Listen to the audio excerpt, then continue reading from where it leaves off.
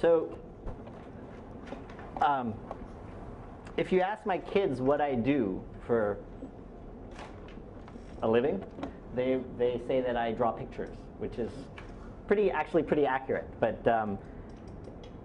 for a while when they were small, it was relatively indistinguishable, my doodles from their doodles. But so they've been doing math from a very young age that way. But the theme of all these talks is going to somehow be that these pictures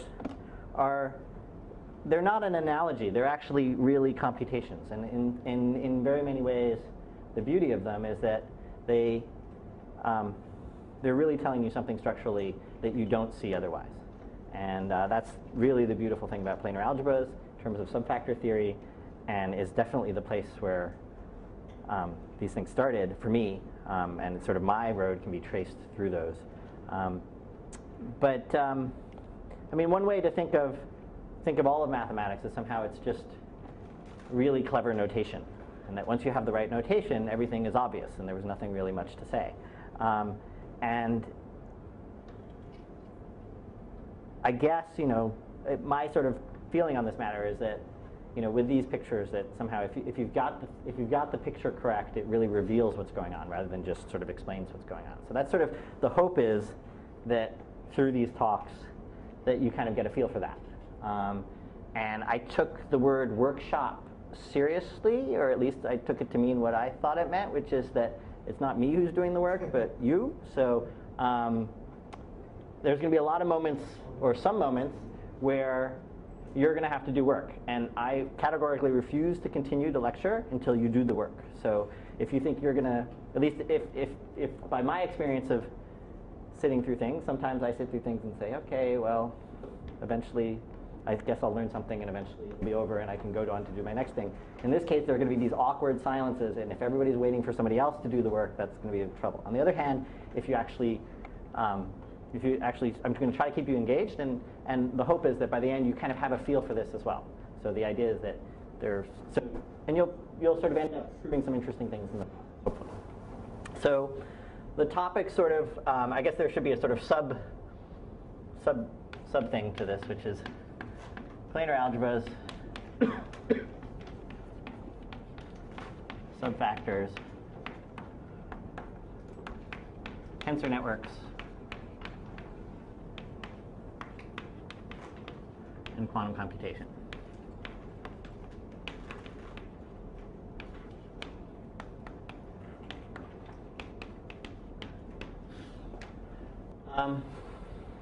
And so somehow, right, these are planar algebras and tensor networks are sort of the two visual things in this thing, and planar algebras apply to subfactors, and tensor networks we'll see applies to quantum computation. And I'm not going to make, on this side of things, since you guys are here for a subfactor planar algebras workshop, I'm going to assume very little knowledge about this. So we'll don't be intimidated in any sense. And so I'm actually going to start out by talking about tensor networks, because they're sort of, in some ways, they're very concrete, and we can sort of work with them right away and sort of get it in things. And then from there, this is over a course of 5 days, I guess.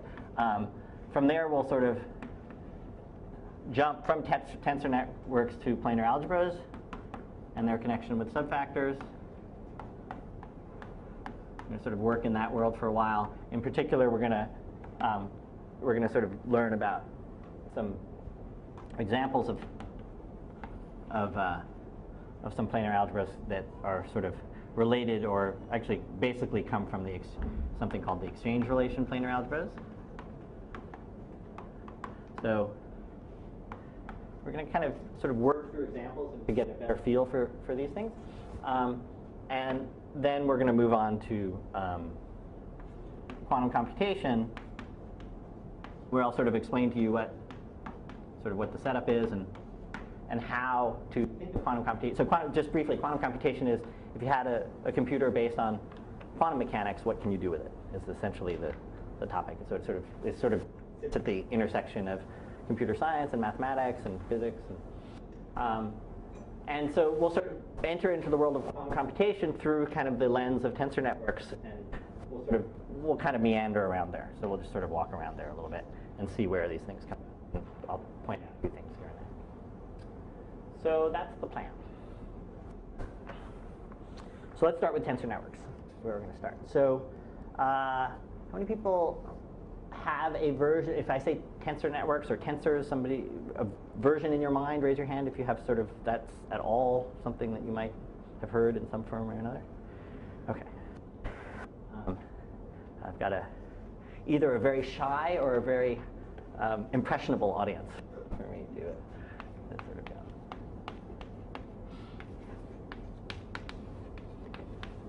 Okay, so consider this to be your introduction to tensor networks. Okay, so let me tell you what they are. So they start with there's some basic object, and that's called a tensor.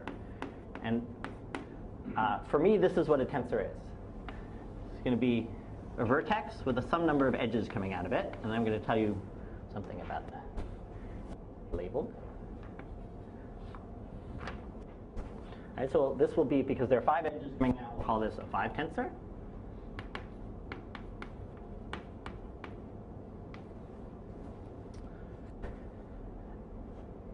And let me tell you how it is. So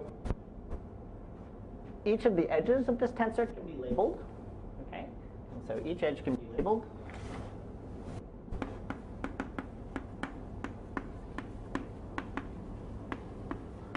And we're going to we're going to pick a labeling set that's just a finite set. We'll call them, let's say, just the integers from 1 through k. So we're going to allow every edge to be labeled by some number from 1 to k. And when all the edges are labeled,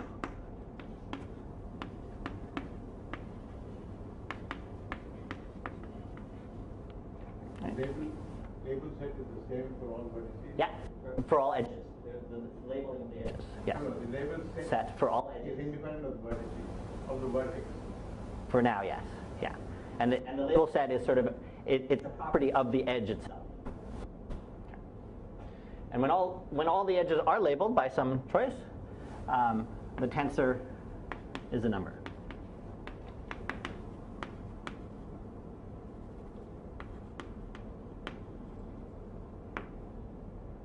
So, for instance,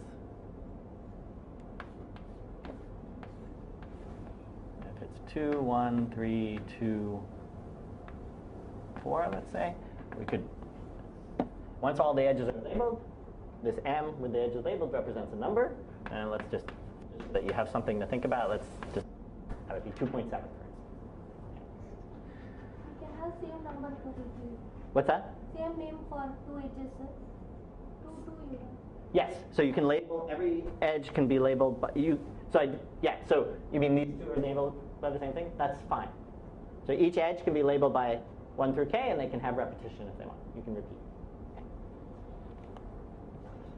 Okay, so one way to think of this, right, is once I have this, so how many numbers does m represent then, right? So there's k labels of this, k labels of this, k labels of that, k labels of that, right? So this is just an array of numbers, right, with k to the 5th numbers in that array. Okay, but this is for a 5 tensor, and we can have any number of tensors. Okay. Is that clear? That idea? It's clear? Okay, so it's just a set of numbers. It's a graphical representation of an array. What is 2 into 7? Oh, I was just saying, if you've labeled all the edges, then it represents a number. So in this particular example, m, when the edges are labeled like that, I'm setting to be 2.7. Okay? It could be It could be anything, right? It could be anything. I was just trying to give an example. But the point is that m, like this, is an array, but once you label all of them, it actually represents a number.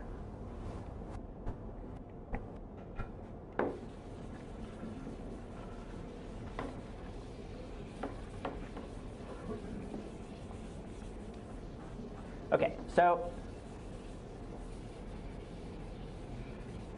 we have these objects that are the tensors, right? So tensors, and now I want to tell you some operations that you can do on them.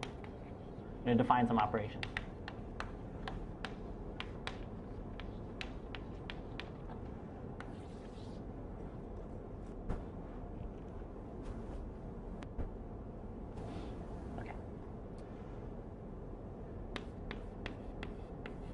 first is going to be a product.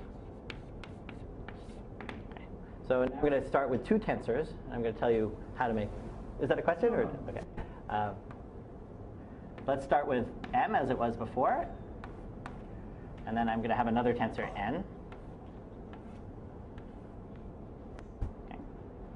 And I'm going to represent a product of these two tensors. This picture is going to be the product of those two tensors. And what it's going to be is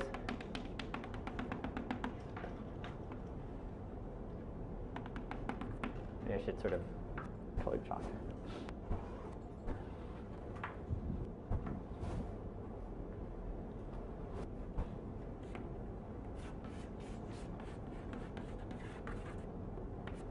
Okay, so if you look from afar, right, and you imagine that you shrunk the pink area down to a single point, you'd have 1, 2, 3, 4, 5, 6, 7, 8 edges coming out of it. So you think of this as a big node. So this is going to be, is that what we came up with? 5 plus 3 is 8, yeah. Okay. So this is going to be an 8 tensor. Okay. So I should think of it, right, as just a single dot with 8 things coming out. See if I can put them approximately in the same spot.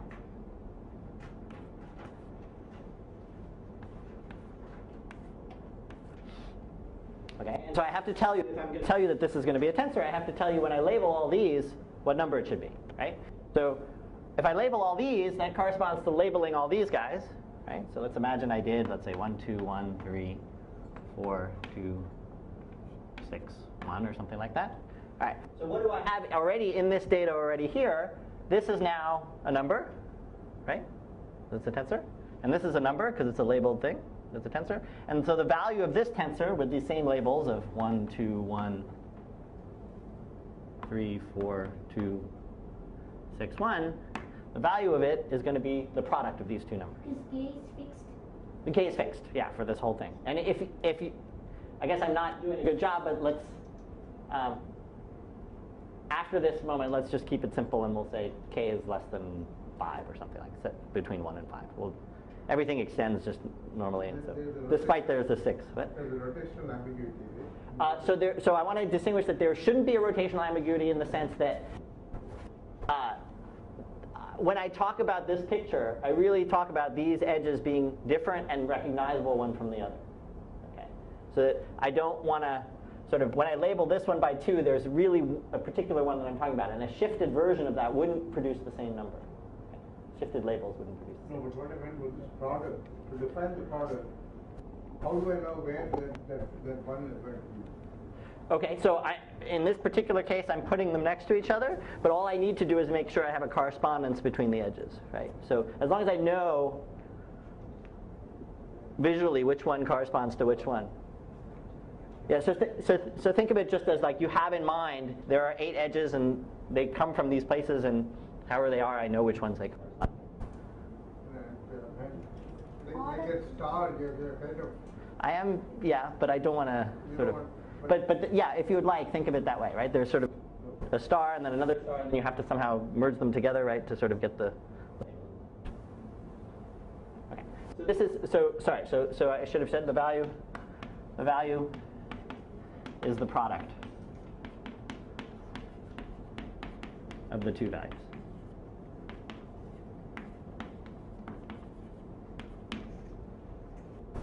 Okay, is that... If there's something not clear now, you better stop me now, okay? Because it's only going to... Is it order preserving, sir? I'm sorry? The order. My picture was order preserving in the sense that this corresponded to this edge. Is that what you mean? And this, yeah. So if I was to ever replace this picture by that picture, I should definitely tell you how the edges correspond, right? Otherwise, you can't continue. Okay, so a product is one way to take two tensors, produce a third tensor, right? And what do we see about the tensors is that the number of edges coming out of it ends up being the sum of the two edges that you started with.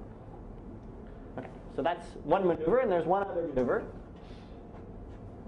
So your picture is A possible for it by putting a second tensor in as a slope, so you get different. Well, I would just get a different, you mean if so this tensor comes with some identification of the edges with this one. So if I did a different thing, I would want a different identification of the edges. But I would consider those to be the same tensor, just that they're the same object, they're the same array of numbers, I just have a different association between the. So it is true that if I did it some other order, then I would have to rearrange these guys to get the labels right. So, I mean, as objects, I'm thinking of them as the same, but there's a choice of association with each edge that I need to sort of. I see what the issue is, but I think it's easiest to think about.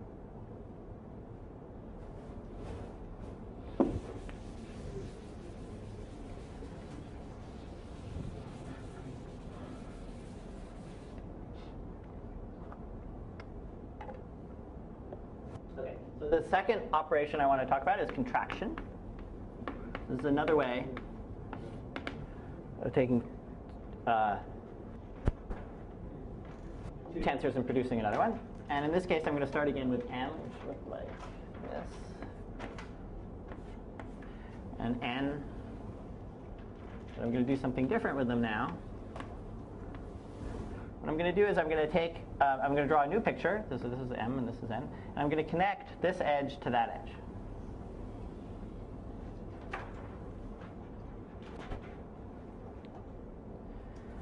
Okay, so now I want to again draw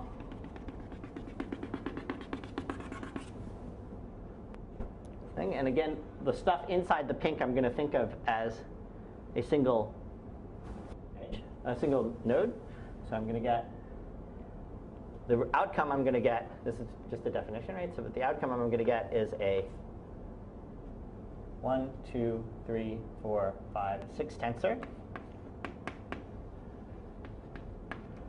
And I'm going to draw the edges in the order that they appear.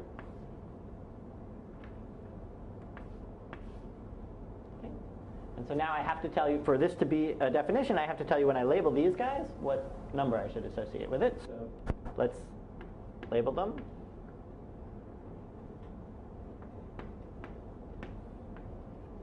That corresponds to, once I have an association between the three edges, and the association I was trying to draw was this one. So now if I look at the two pictures here, this M has 4 of its edges labeled, but not the 5th. Right? And this N has 2 of its labeled, but not the one that I joined together. Right? So there's this internal edge that's not joined. And what I'm going to do is I'm going to say, okay, for any, what I'm going to end up doing is summing over all the possible labelings here. So I'm going to label it by an I. So any choice of label I get a number out of this guy. I get a number out of this guy. Right? As soon as I pick a number for I, if I pick I is 1, then suddenly M does have a value, and N does have a value, because all of its edges are labeled. Right?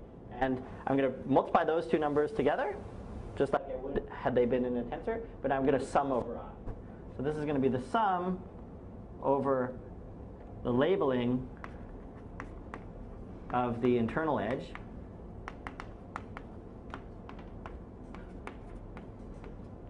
right, of the product of value of m times the value of n. And that's the value that I'm going to assign to this tensor.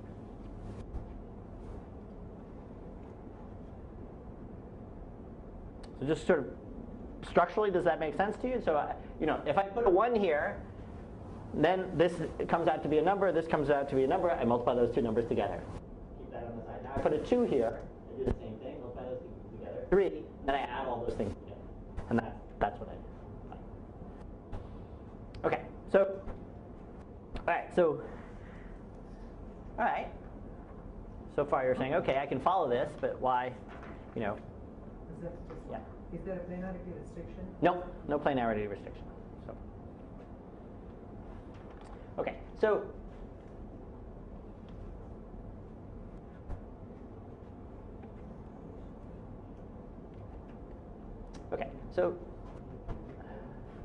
can people see if I write over here? Is this okay? So so far tensors are these pictures, right? And I've also said, well, you can think of them as an array of numbers, right? So I'm going to now sort of just tell you a few helpful ways to think of.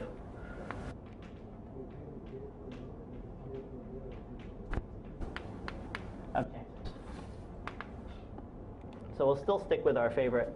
Actually, no, we'll now go to one that's slightly smaller. Okay. So the first view of tensors is going to be to view them as vectors in a space. So first I have to tell you what space we're talking about. So let's let H be a space whose dimension is exactly the number of labels. Okay. So in this case, let's see. So it would be K is what we did in general. Okay. So H is just going to be the finite dimensional space. Okay, things. And let's think of it as having a basis E1, a fixed basis E1 through EK. Orthonormal basis. Okay, so let's sort of hold on to that separately. We just have a k-dimensional space with some standard basis on it. Okay. So now I want to identify, so I'm going to identify this tensor n as a vector, where as a vector in H 3 times. So H tensor H tensor H. Okay, and this 3, and we'll see in a second. So okay, so let me tell you how it is. Well, I'm going to identify each H with one copy of the edges. So let's say this one with this copy, this one with this copy, this one with this copy. Okay. And now the vector that I'm going to associate with n is going to be the sum over, expressed in terms of this basis, EI tensor EJ tensor EK. But some other thing, K is fixed. Oh, sure. Good. Thank you. L. Okay. And these are, they look like sums with their tensors. Okay. And what am I going to put here? I'm going to put the value of n. Somebody should have guessed by now, right? When this guy is labeled by I, this guy is labeled by J, and this guy is labeled by K. K. Oh, L. Thanks. Sorry, can you read that? Okay, so if I label this by I, J, and K, a number pops out. That's going to be the coefficient in front of the EI tensor, EJ tensor, EK location. Okay, so pretty simple. So I've got this array of numbers. I've got, on the other hand, I've got a basis for H tensor, H tensor. Notation? N of this picture. So this, actually I shouldn't have done N of this picture. I can just put, let me try erasing and trying to write somewhat neatly. So if I actually put the tensor in there with the edges labeled, this is n, labeled by I, J, and L, so it's a number in the direction of this vector, this basis element. Is that okay, Sundar? So there's something or other factorial ways of doing that. You could choose to identify that. Yeah, so I've picked, so yes, exactly. So with this identification, which I just did, right? So given an, okay, so yeah, it's not as, I can identify it with many different vectors. Okay? Once I have assigned, but I'm going to have a sort of standard, some way of assigning to each copy of H one of the edges. And once I've done that, right, then this becomes some unique vector given by this process. Yeah. So I could have, instead of identifying this guy with H, I could have identified a different one with H. Does that make sense? Or not really? Yeah, no? So again, here's what I do, right? For each edge, I associate a copy of H, and I think of n as a vector in H tensor, H tensor, H. And how do I think of it that way? Is if I pick a basis element, EI tensor, EJ tensor, EL, I imagine that to be the coefficient with that to be, if I've labeled the edge that I've associated with this copy of H, I, the edge that I've associated with this copy of H, J, and then one of this, K.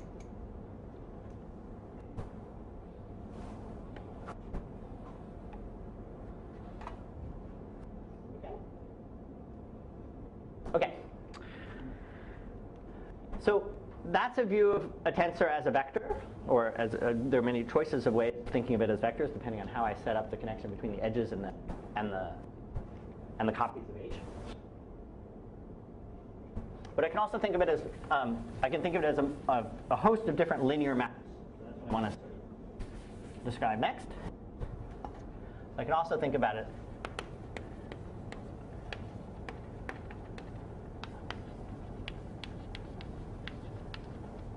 so maybe I should have said here, instead of, well, as vectors, I did use both. So tensor as linear maps. So let me give you an example of a linear map for the same tensor n. Okay.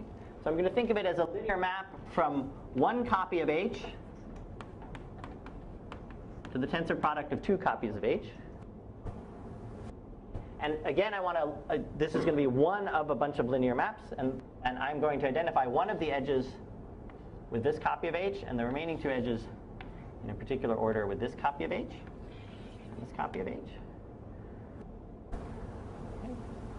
And so now I need to describe a linear map, and the way I'm going to describe a linear map is I'm going to define it on a basis, on the standard basis. And I'm going to say that n of EI, okay, so think about what this is going to be, right? What it's going to be, well, okay. If this is an EI, the idea is that I think of this edge as labeled by I. Okay.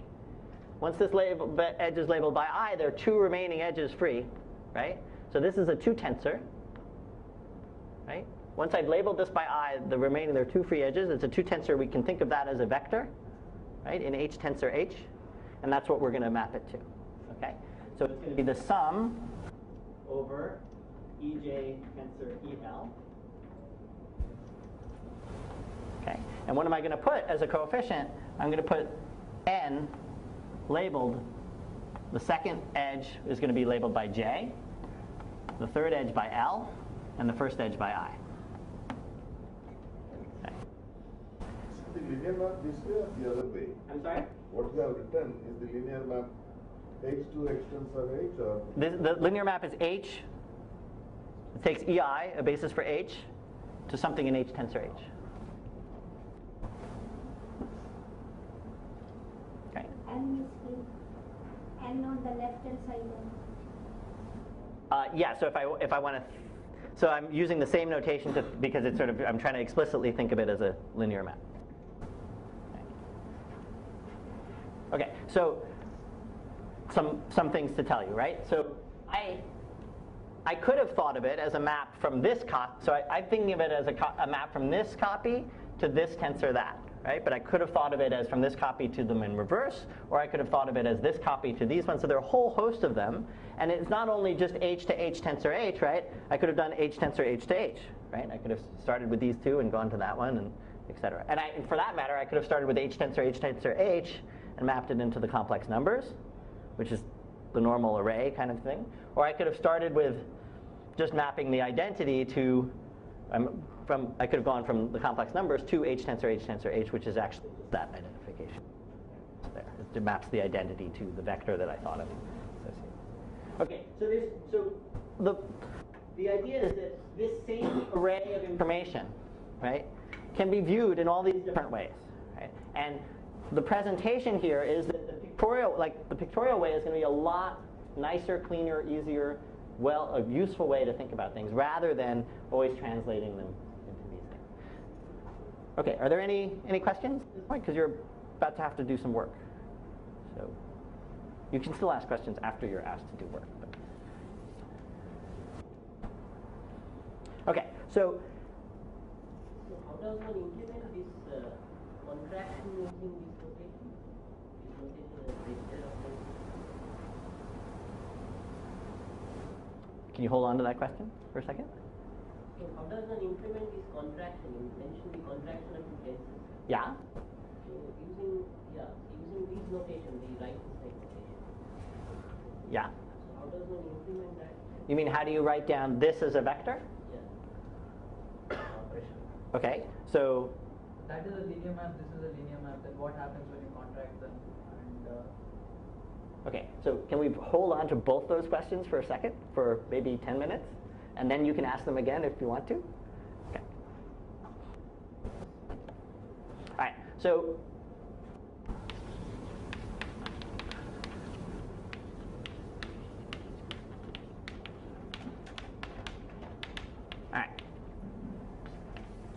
So this notation is only sort of helpful and useful if you can feel it a little bit.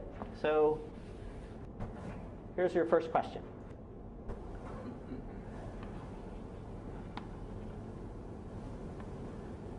And again, as with Vaughn, it's going to be some people will already know the answer to this and others won't, but I'm going to hold out for the people who don't. So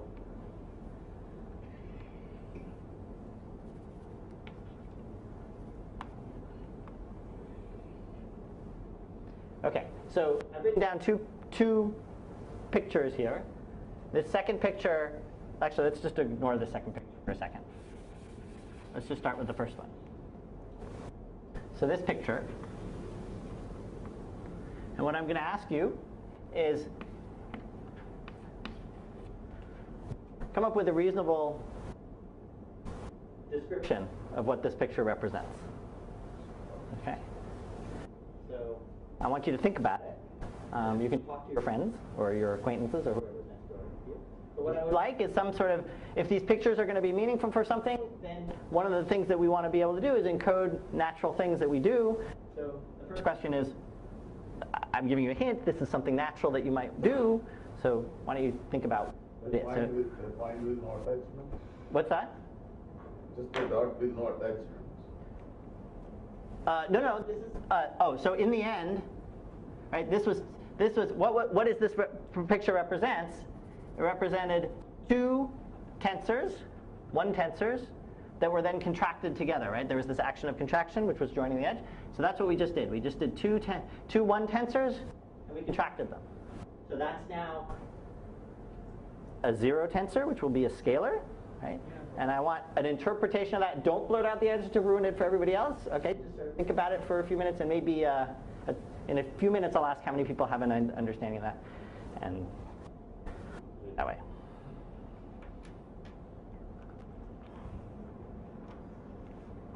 So if you don't know where to start, just start by this definition, right?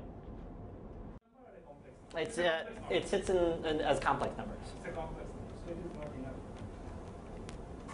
So is orient this thing? But let's just think about it as real for the moment. The answer will be nicer if it's real.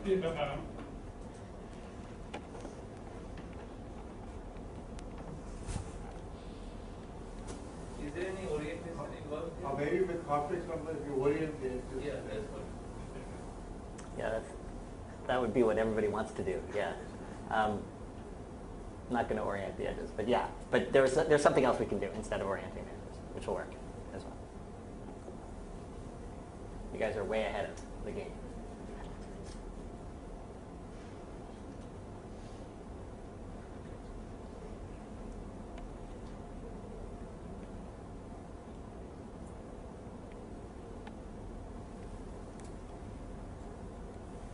How many people feel like they have some version of an answer? Raise your hand, please. That's not enough. We can't go on. So start. If you see somebody near you raising your hand, start talking to them. I need 50% of people raising their hands. So.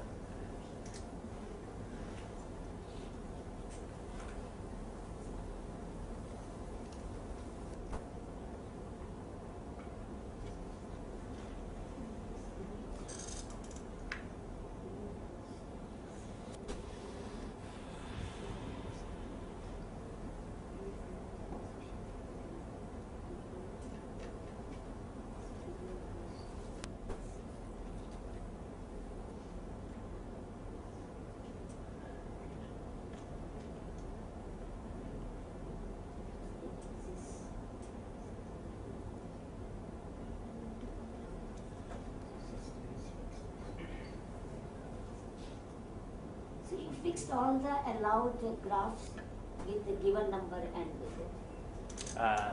Say that again?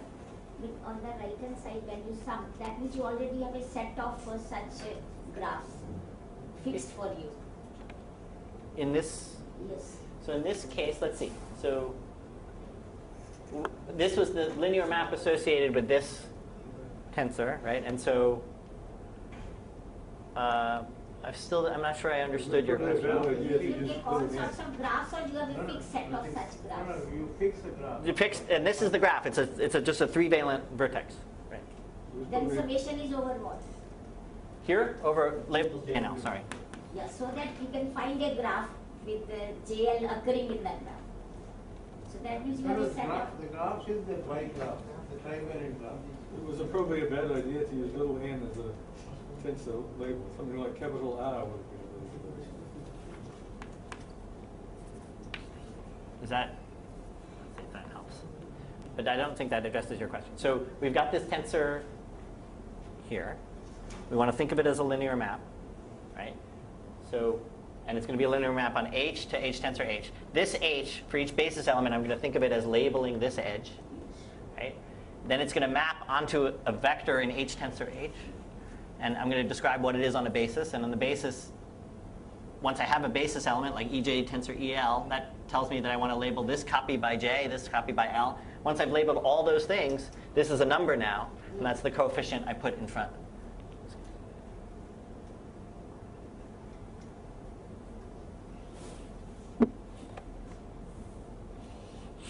Right, so how about this question again? Raise your hand now if you feel like you have something. All right, we're not quite at 50%, but all right, I can see I'm. You know those psychological experiments where they had a very cruel thing to do where the audience, when the person walked to this side of the room, would just completely stop paying attention. And they would sort of just start chatting amongst themselves. And then when they went over to this side of the room, they would sort of be very, very alert. And then you'd sort of very quickly train the person to sort of be sitting in the corner lecturing from way over here. So I feel like you're going to bend me to the point where I'm going to give up and just tell you the answer right before I've even started. But for the moment, I'm going to hold out a little bit, at least somewhat. So somebody want to say what they think it is? Which version do you want? Just one point with no attachments, no edges. Yeah, so it's going to be a number. What is that number associated with what we started with? Evaluating a vector against a function. You think of M as a vector and N as a functional. Okay, how about something simpler? It's like a dot product. Thank you. Yeah, like a dot product. So let's just write down what this is, right? So there was M, right, which sat out like this. And there was N that sat out like that. And let's consider them both as vectors, right? So this was the vector summation. Let's just, is this okay? Mi times in the direction of EI? So Mi is M with this labeled.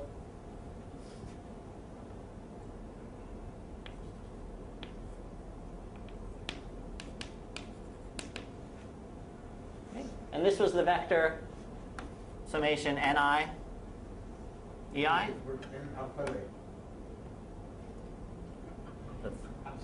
Don't make it worse than it already is. Right? And Ni is going to be this tensor N labeled with an I. Okay, so we've already learned, right, that a single tensor can be associated with a vector. This is the vector that it's associated with. Right? So let's call that vector V, and let's call this W. And now let's write down what this thing is, right? This is a contraction. We've defined what a contraction is so we can figure it out, right? So what is it? It's the summation over all labelings of this, right? So let's label this.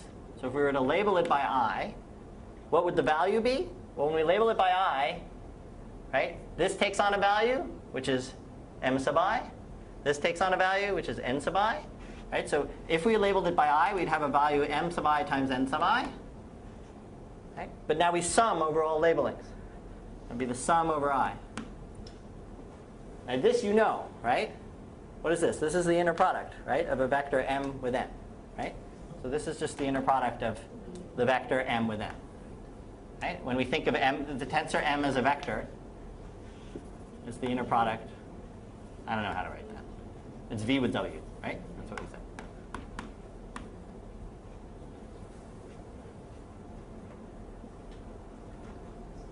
Yeah? Is confusion still reign, or are we okay now at this point?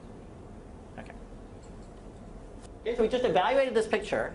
We wrote down what it was. It turns out to be the inner product between the two pieces, right? So now we understand how to do inner products, right? If we have a vector, we stick them together to do inner products, right?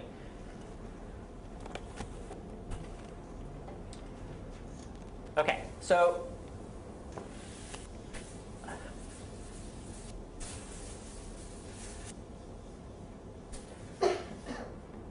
let me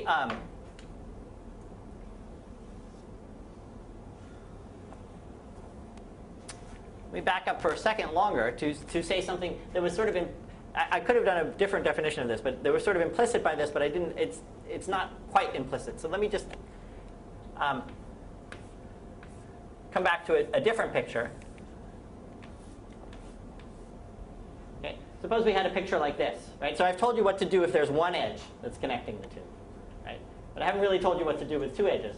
But I'm imagining that you can guess what to do, right? Which is that, first of all, what kind of tensor will this eventually be? How many edges, free edges, will there be on it? 1, 2, 3, 4, 5, 6, right? So it'd be a 6 tensor, right? And what's the value of the 6 tensor?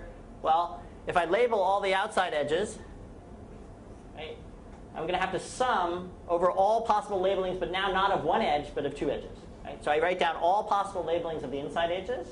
Right? So that'll be a sum of not k things, but k squared things. Okay, but you get the picture. Yeah, does that make sense to you?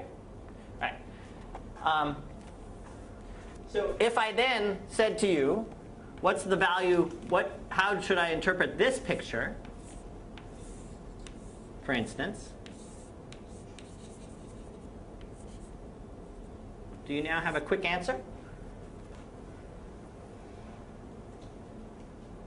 Well, so you'd say, okay, this picture looks a little bit like that picture, right? Maybe I should have used different letters so you don't get confused. D and E. Okay. So, well, this picture looks like that picture in the sense that there are no free edges left, right? And, well, before it was an inner product, so, hey, probably it's an inner product, right? So what is it going to be an inner product of?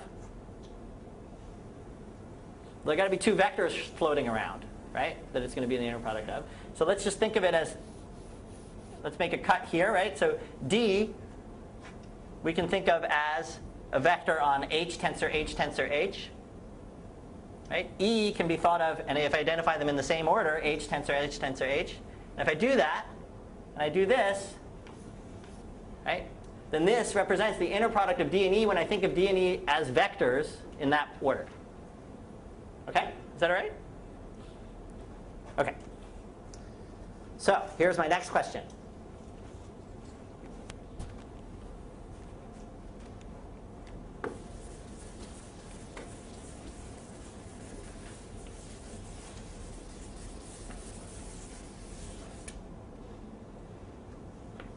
I want an interpretation of this picture.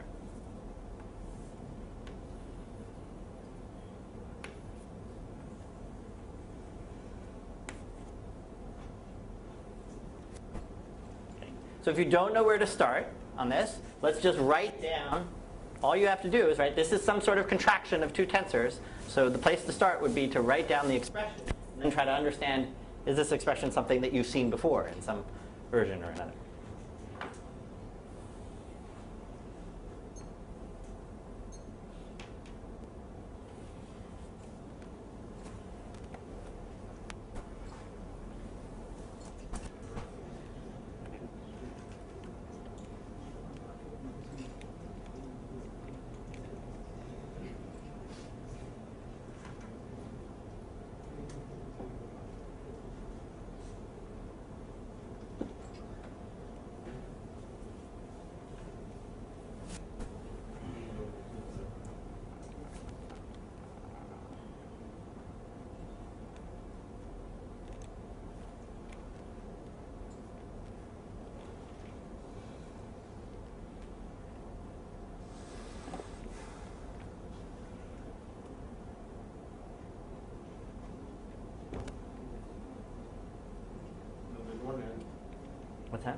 That won't help. That won't help. Is it right twice a day?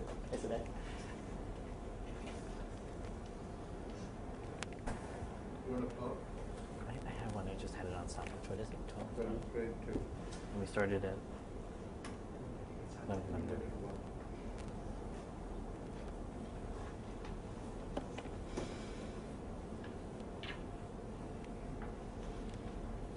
Anybody feeling good about this one? Raise your hand if you're feeling decent about this one. All right, that looks more like 50%. Okay, somebody tell me something? If you consider linear operator from H to H, this composition. Yes. Okay, great. So the statement was, if we think of each of these, right? Let's break it here. If we think of A as a map from H to H, and B as a map from H to H, right? Then this is the composition of that. This is the match. This is the map AB. So another way to say that, right, is if we think of A as a match from H to H, that's just like a matrix, right? A regular matrix. And this is another regular matrix. This is matrix multiplication.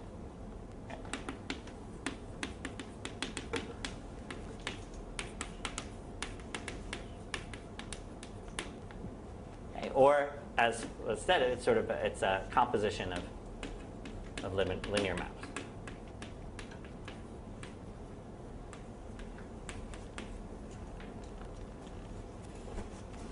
Okay, good. And if I drew a picture like this, let's say,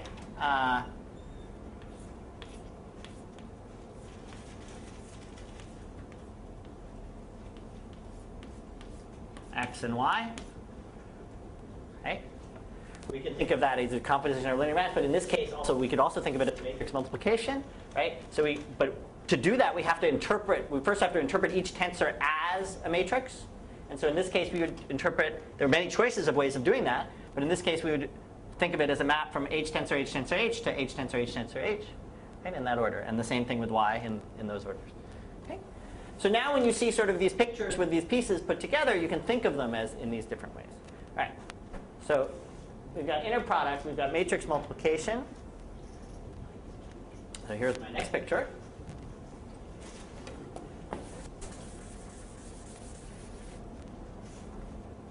What about this one?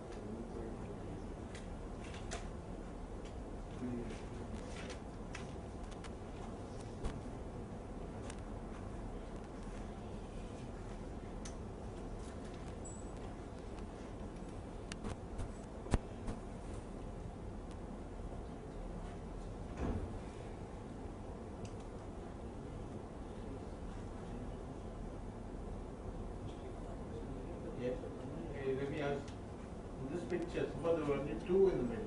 Only two in the middle, yes. Is there a good interpretation for that? Yeah. So then we would have to go to composition of linear maps, where we would think of X as a map from H tensor H tensor H to H tensor H, and Y as a different linear map from H tensor H to H tensor H tensor H. But that's right. How many people feeling good about this one?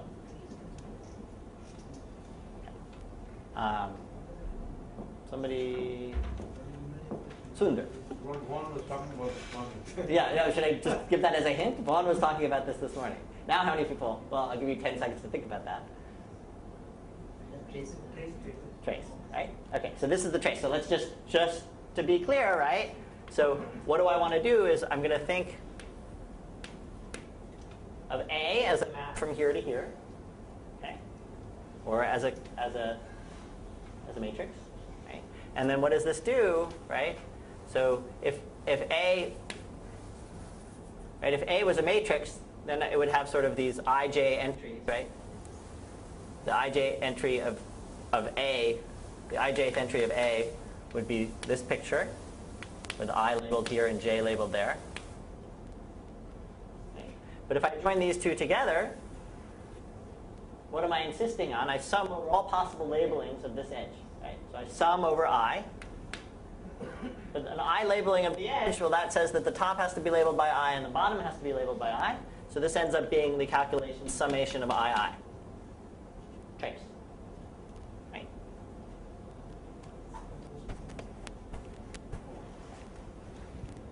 Great. Okay. So here's the takeaway message, right? The takeaway message is that these pictures encapsulate a lot of the basic things that you do in linear algebra, right? As pictures. Okay? And they seem to have flexibility that you otherwise would have to be much more scripted about saying in terms of thinking of them as linear maps and duality and things like that. And I guess one final thing would be, which sort of came up earlier, right, is maybe it would be useful, right, in some way, to, if this is a map from H to H, right, so it's a linear map, that maybe I should be able, I should have some sort of notation for the adjoint, right, the conjugate transpose. So let's think about what we want out of that. Well, so first of all, we almost want an upside down A, right? Sort of flipping this picture over, thinking of it as a map from here to here, right? And what does that do? That's just the transpose, right? But then we need to do something else to it, right? Which is we'd want the conjugate transpose. So let's just introduce the notation that A bar, whoops, well, actually, I should do it this way. Well, all right, in this case, I should do it this way. A bar, right, is just, I'm going to take every one of those constants, and I'm going to conjugate it. Right? So all the constants get conjugated. And then in this case, I'm kind of doing something tricky, which is that I'm associating, right, by turning this upside down, right, I'm sort of associating this edge with, in terms of A, I was associating these two edges together. Right? But the point is that from A, I can get the adjoint by doing this process, right? I sort of reverse I reverse which edge I think is one and which edge I think is the other, and I take the. Okay, so the major big point is that this encapsulates a lot of what's going on in linear algebra. It makes a lot of calculations transparent, and as your next exercise, I want you to prove through pictures that the trace of AB for A and B two matrices, let's say A and B are matrices on our K by K matrices. I want you to prove that the trace of AB equals the trace of BA. Just through pictures.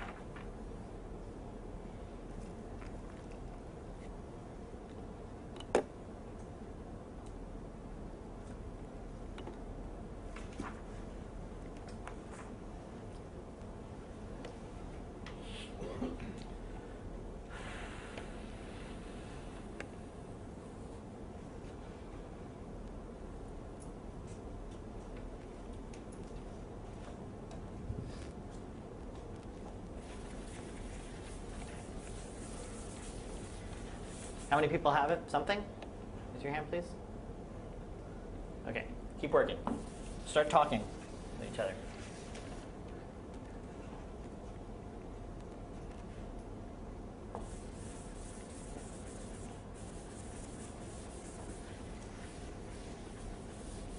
So the first thing to do, if you're really, really stuck, right, the first thing to do is write down the picture for trace of AB. And the next thing to do is write down the picture for trace of BA.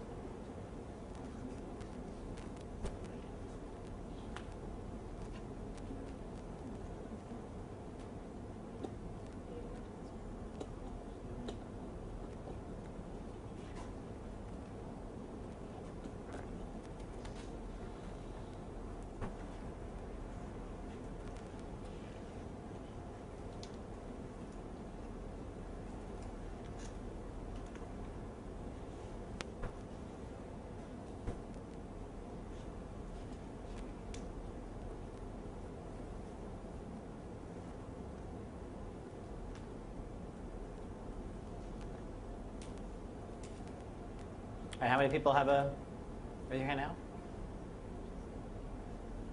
We're not making too much progress. It's just these two X pictures, like one in. It's going to be two pictures. They're going to look rather similar. Right. Okay, all right, let's do it. Right? So trace of AB. So I want to think of A as a matrix, right? So how do I do that? I draw a picture like this. Right? And it's a linear operator from here to here. And then A times B, I've done that already, right? That's composition, right? So what do? I put a B down here. Trace, done that, right? This is now a linear map from here to here. I know how to do the trace. That's what we just did. That's this. All right, let's do the same thing for trace of BA.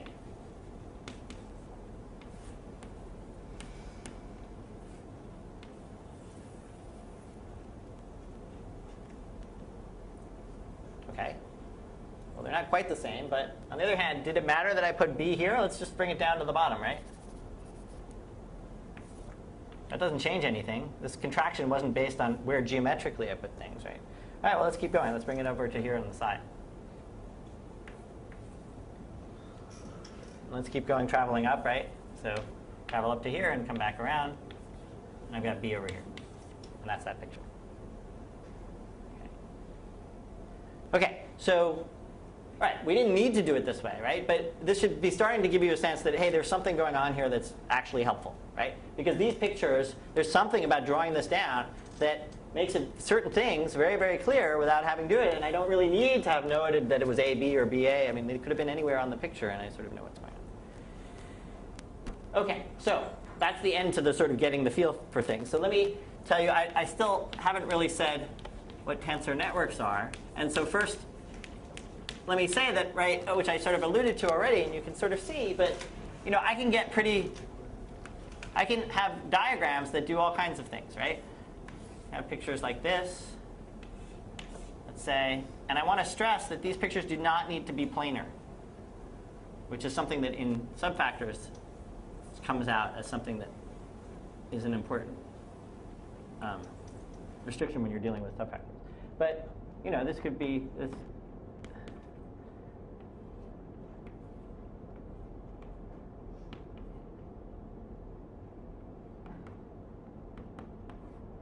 Okay, this is an example of something that I could do with a combination of, all right, so what is this, right? These are a whole bunch of individual tensors, and then they're contracted along certain edges, right? And so what is the value of this? So what is this new thing, right? Remember how we think of it. It is, again, a tensor, right? The number of free edges in this case is 1, 2, 3, 4, so it's going to be a tensor on 4 things. If I label these 4 edges, I should get out a number. What number do I get out is I sum over all internal labels. So in this case, I have to label, all internal labels means labeling each of these edges. But once I've labeled each of these edges, every individual one is labeled all the way around. So it's a number. I product up all those numbers, and then I sum that up. And so it's a sum over all internal edges of the product of the value of the tensors.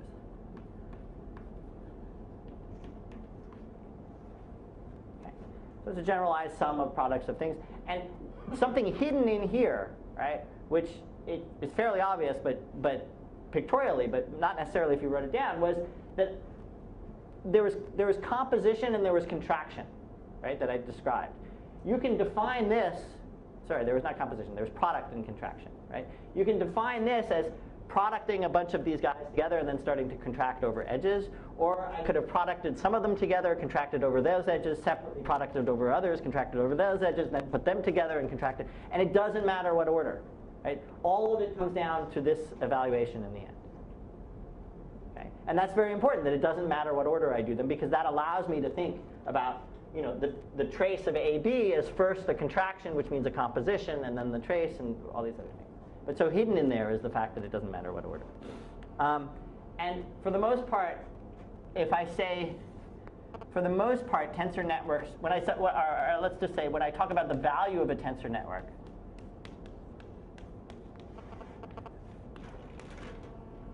and I may be a little bit, but mostly when I talk about the value of a tensor network, what I'll be talking about, so this is an example of a tensor network.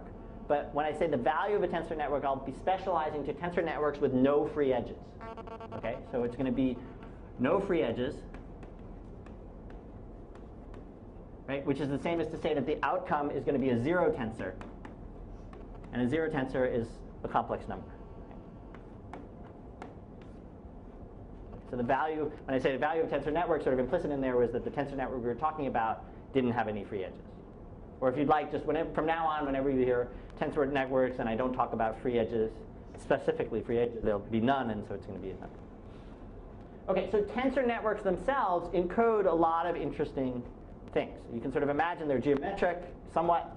They can be sort of written down. There should be all these graph theoretical things that tensor networks can do interesting things with. And so here's your next exercise, or two of them. So I want you to design a tensor network.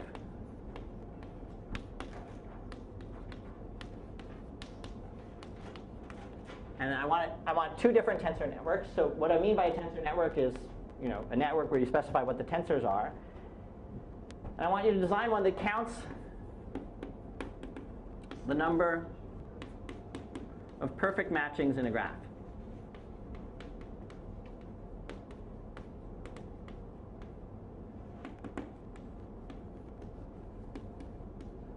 Okay, so the data that you're given is some sort of graph.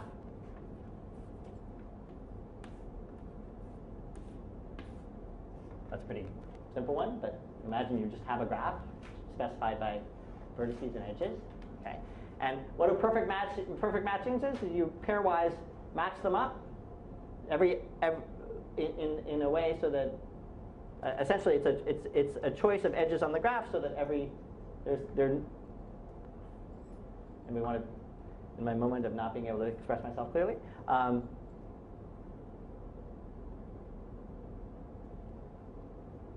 Vertices are paired up, and the edge that joins them is an edge that's actually given in the graph. Okay, so for instance, one perfect matching would be this is connected to this, and this is connected to that. That would be one perfect matching. Right? Another one would be this and that. Right? So these two connected and these two connected. Right? But this, you can't make a perfect matching out of these two and these two because there's no edge connecting these. So the number of perfect matchings on this, I think, out of a possible, let's see, so there's one, and then the crossed one, two. Is there a third one?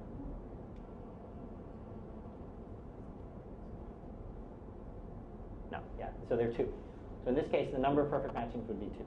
Okay. So what I want you to do is design a tensor network based on the graph whose value of the tensor network is exactly the number of perfect matchings. And then for those of you who blister through that example, I want you to define a tensor network that counts the number of three colorings in a graph. Colorings in a, let's say, in a map, in a picture. So what I mean is you've got some set of countries,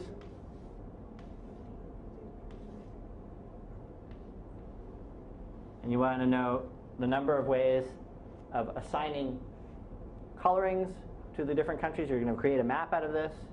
You're allowed 3 different colors.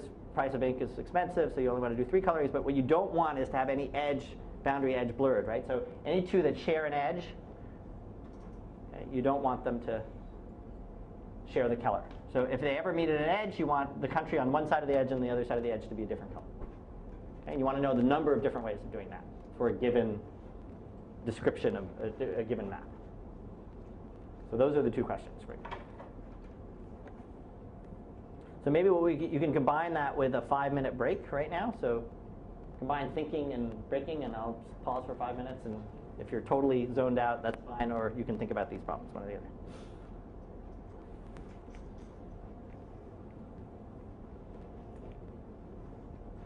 I encourage you to talk to each other, because it's more fun when you do.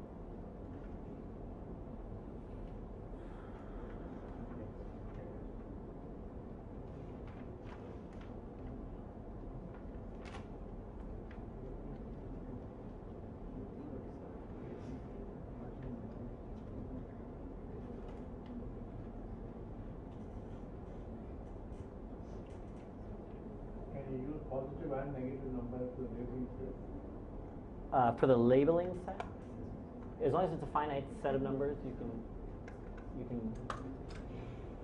Is that what you meant? In order to disallow something, You have to do that via the tensor, not through the label.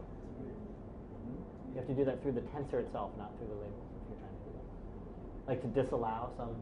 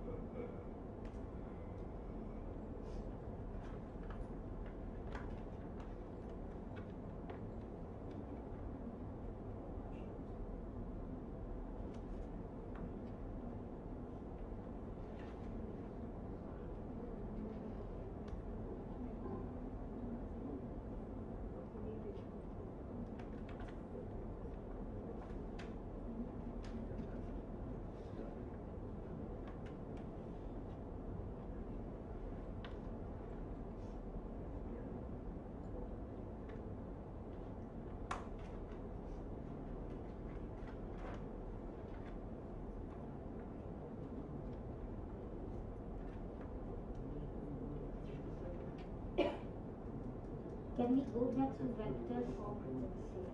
I'm sorry? That is h is c raised to number of labels, and even into ek is a basis for that. And then vectors are Elements of. this is n of yij and ei tensor ej. So where is the vector line?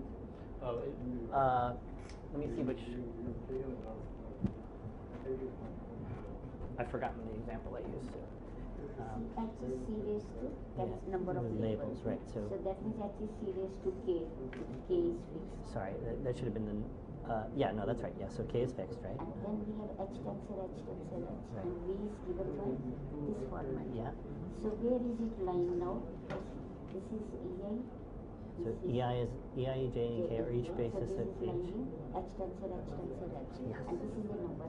So my question here is the same. After you have assigned the tensors have assigned numbers. Right. So all sorts of numbers are assigned to them. Right. So a single tensor has k. In this case, k cubed numbers Yes. assigned to it. Okay. Right. So all sorts of numbers are assigned to them. Right. You do not fix any subset of them. No. No. Oh, I No. see. So that so is totally free. it's totally free to be any set of array of numbers at all. But once I fix a set of array, that's what I'm calling n. Okay. Some fixed. Okay. Thank you. How are we doing? Anybody have a answer to the first? Would anybody like to think about it some more? Or should we? once you give it to tomorrow. You want to give it to it for you tomorrow? Or maybe should I? Should we? All right. How about we'll do a compromise, which is we'll start to talk about the first one, and let's go through the first one and then give the second one for tomorrow or something like that. That's good, so that way. Well, I don't know. Will people work on it between today and tomorrow? Or not tomorrow? Wednesday. You've got 48 hours, which is just time enough to forget everything. So, okay. So let's figure out. Let's just go through this a little bit slowly, right? So first of all, here's a pretty good question. Or I can give a hint, let's say, which is you had to make a decision, right, among other things, about how many labels to put right? And what's that? 2. 2. 2. Okay, so 2 labelings. And what do you think? So what do you think those labelings are going to suggest? So if I have, so first of all, I should say that the tensor, the graph of the network is going to be the same as the graph of the graph. Okay, so that's the first thing, right? So we've got a graph here. Let's just keep using this one. I'm going to reveal the following information, which is that the actual tensor networks is going to be represented on the same graph. So they're just going to be these 4 tensors. And Vaughan suggested, perhaps because he has inside information or insight, that there should be 2 labels. So let's call them, let's say, instead of 1 and 2, let's call them 0 and 1, for reasons that will be revealed in a minute. Okay? And we want to assign meaning to 0 and 1. Right? So if an edge is labeled by a 0, what do you think that should mean?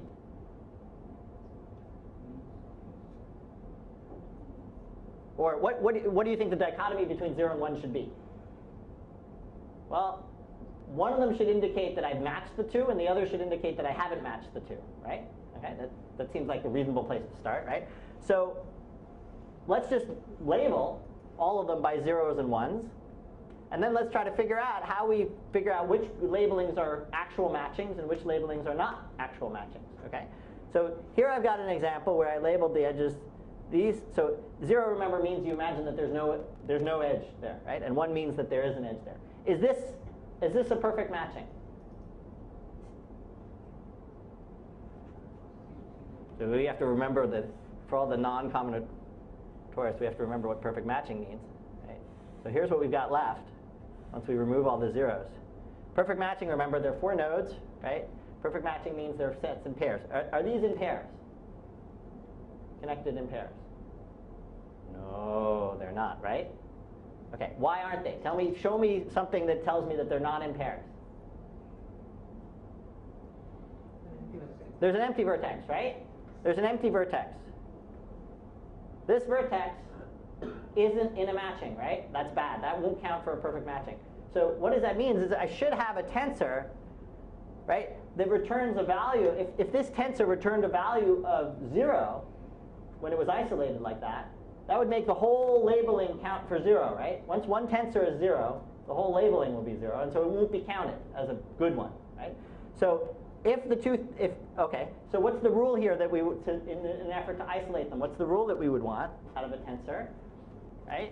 We would want the value to be 0 if what? All the labels were 0, right? Because if all the labels were 0 around it, right, that would mean that it's an isolated vertex, hasn't been matched with anybody, right? So it couldn't be, the whole thing couldn't be a possible matching, right? Okay. Is there another place you could point to for that particular labeling, for which you could also say, hey, this is not a perfect matching? So suppose you didn't see this. Is there another spot that you can tell locally it's violated? This one, right? Why, if I just know this information right here, that there are 2 edges going into this vertex, this can't be a perfect matching, right? Because perfect matching means they're matched in pairs, right? Meanwhile, this person is sort of ambiguous about who is matched to. Right? So what's the condition here? The condition here is if you're connected to more than one thing, right, then we should also not count that. And the way to not count that is to let this tensor be 0, right? So in this case, we want it to be 0 if there are at least 2 1 labels, right? 2 labels equaling 1. Right? Now otherwise, okay, so that's what we got out of this particular choice of labeling. But now but maybe that was enough for us to sort of figure out this whole thing. So let's ask the question.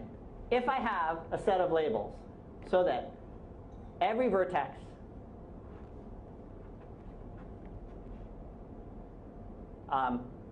doesn't have all labels 0 and doesn't have at least 2 labels of 1. By the way, what does that mean? If it doesn't have either of those 2 things, what does it have? It has exactly 1 labeling. So if I have every vertex have exactly 1 label by 1, is that going to be a perfect matching? So think about a graph, right? Zeros and ones. Every vertex has exactly 1, 1 coming out of it. Right? That's a perfect matching, right? So, okay. So if it's a perfect matching, if the labels was a perfect matching, what would I want the value of this tensor to be? I'd want to count it, right? And I want to count it once. So I'd want the value to be 1. Right? So I could make the value 1 by making each of the individual tensors equal to 1. Right? And so that's what I do. So, and this is, as you've seen, this is easily written this way, which is 1 if exactly one label equals the 1 value and 0 otherwise. Okay, so I can define a set of tensors, right, with this property, right, which is when I label them, they're 1 only if exactly one of the things is labeled by 1, and they're 0 otherwise, right? And if I put those tensors into the graph, the value of the tensor network is exactly the number of perfect matchings, right? Because it counts 1 for each perfect matching, and 0 for anything that's not a perfect matching. Okay, so that's that example, and I think I will follow Sundar's advice and leave the second one for you to think about. So the first thing, to take a look at the pieces that we put into this place here, right, was that one thing that went on was I can use the tensor to define local rules, right? That's what I did here. Right? The tensor sort of said, here's a local rule on labels. If they satisfy that local rule, I'll make sure the value of the tensor is locally 1, and that will make and if everything satisfies locally is 1, then the thing globally will be 1. And if it violates the rule anywhere locally, I'll set it to be 0, and that'll wipe out the whole thing. Okay, so if you want to now attack the second problem, right, the first thing you want to do is say, hey, look, how can I make 3-coloring a local problem, right? How can I make whether or not something is 3-coloring a set of local tests? As soon as you figured out how to make it a set of local tests, now you have to just define a graph where your local tests are the vertices around the edges. So that's as much of a hint as I can sort of give you without ruining all the fun for you. Okay? So again, does anybody need an explanation for this a little bit better? But it's a planar map, right? I give you a map, and 3-coloring is I want to color, you think of these as countries, I want to color the countries in a way so that none of the edges are blurred, right? So I don't want to have colored this red and this red because then I won't be able to see the boundary between that. But there are 3 colors, and I want to count the number of ways of 3 colors. Okay. That's that. We'll stop here. Also, some non-triviality was you can't have something like pizza. Oh, right. Thank you. Sorry. Yeah. Is that true? No, you can have a pizza, can't you? Huh? Oh no, right. You don't want more than 2 countries meeting at a vertex. Yeah. At a vertex, right? So we're sort of just assuming that, or we don't mind if a vertex doesn't have a color, right? That's the point. Is that right? So pizza is okay as long as countries that share an actual edge don't share the same colors. Neighbor means edge, right? Yeah, a neighbor means an edge rather than sharing just a vertex.